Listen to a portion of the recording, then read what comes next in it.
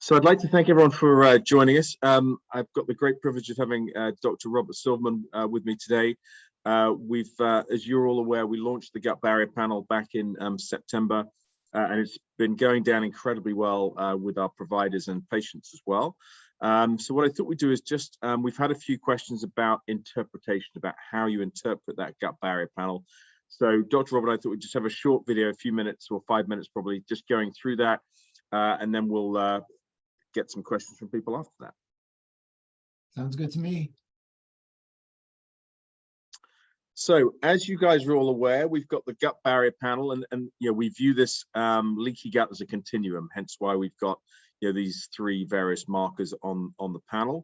The Candida we view as early stage dysbiosis, so kind of early stage kind of canary in the coal mine type thing.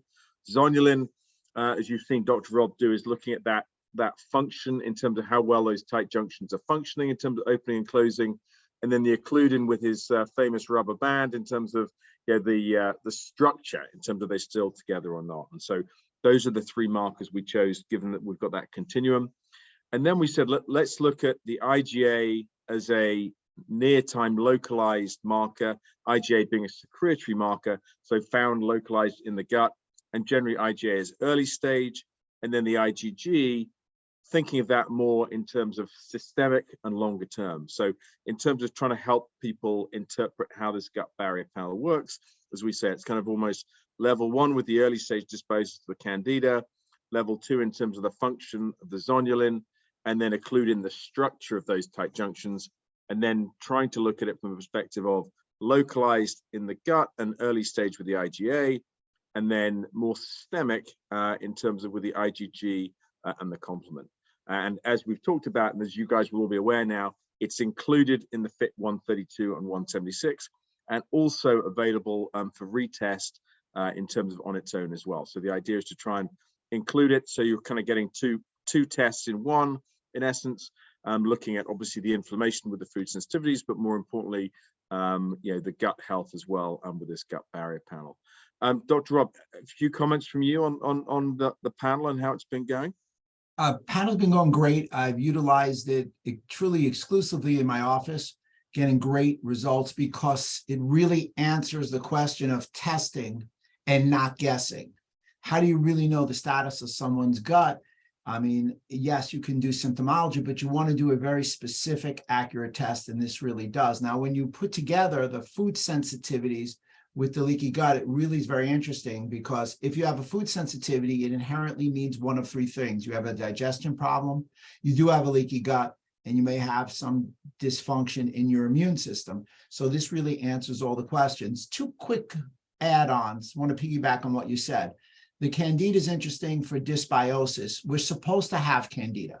So it's not like you're testing just to see if it's present. You're looking for what we would deem an overgrowth.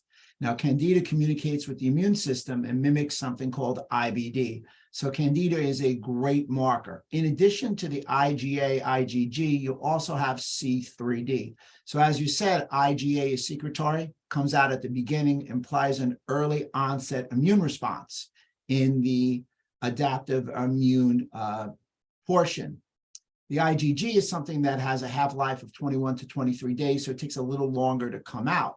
But that can signal your complement inflammatory pathway and or your innate immunity. It kind of comes back and circles down, and it signals something called C3d, your most stable inflammatory molecule. So in essence, this particular test tests both the innate and the adaptive immune system. So you're finding out early if food generates an inflammatory response to both, and or does Candida, zonulin, and occludin. So I think that's a great takeaway for accuracy and also taking steps forward with protocols. Perfect. And again, just so everyone's aware now, the report looks somewhat like this. So you've got the Gut Barrier Panel now on the right-hand side, color-coded, brief description for the patients on the Candida, the zonulin, and the occludin. And then very importantly now for you providers, we've added the Gut Barrier Panel interpretation. So if any of the 6 markers are positive, we recommend to consult your provider with regards to a gut healing protocol. And so rather than leaving you stranded on that one, we've been working with Biotics, Nutridyne, and Nutritional Frontiers who've developed some really good protocols, which we're very happy to send out to you all as well, to give you a bit more information on, you know, how you actually treat the leaky gut as well. I'm sure you've all got some ideas yourselves, but again, sometimes it's helpful to kind of get a sense from some of the leading supplement companies out there, you know, what they think as well. As I mentioned, we've also added the videos which are on the website. Dr. Silverman was very kind enough to do a longer one, but this one we thought we'd do shorter and more succinct, linked into the gut barrier panel and the interpretation. We've updated all the reports, as I say, that standalone gut barrier panel, as well as inclusive with the 132 and 176. And as well, the gut barrier panel is all now on the website. We'll be adding this video there as well. Dr. Rob, anything else about the protocols and some of those organizations? You know, I really want to take a step back and talk about the color-coded, because it makes it so easy for doctor to patient compliance, because the patient can really see it.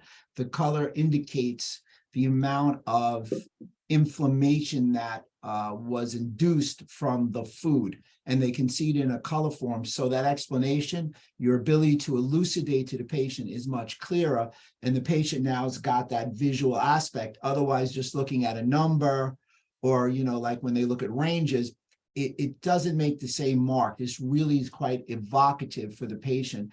Better compliance, better outcomes. Protocols are there for you to utilize. Each one has some different steps. And I'm sure you guys have some ideas on what you would want to do with leaky gut and food sensitivities on your own. Perfect. Well, thank you, Dr. Rob, as ever. Again, we just want to give you guys a quick overview on how to interpret the gut barrier panel, because I know we've had some questions on that. So hopefully, again, this is a succinct way, a short video versus, you know, giving you an hour of it, just to try and give you some sense of it. But again, we're always available. We have Dr. Val available to kind of answer any questions, myself and Dr. Rob as well. So again, thank you all very much indeed for your time. And again, good luck at using the new gut barrier panel.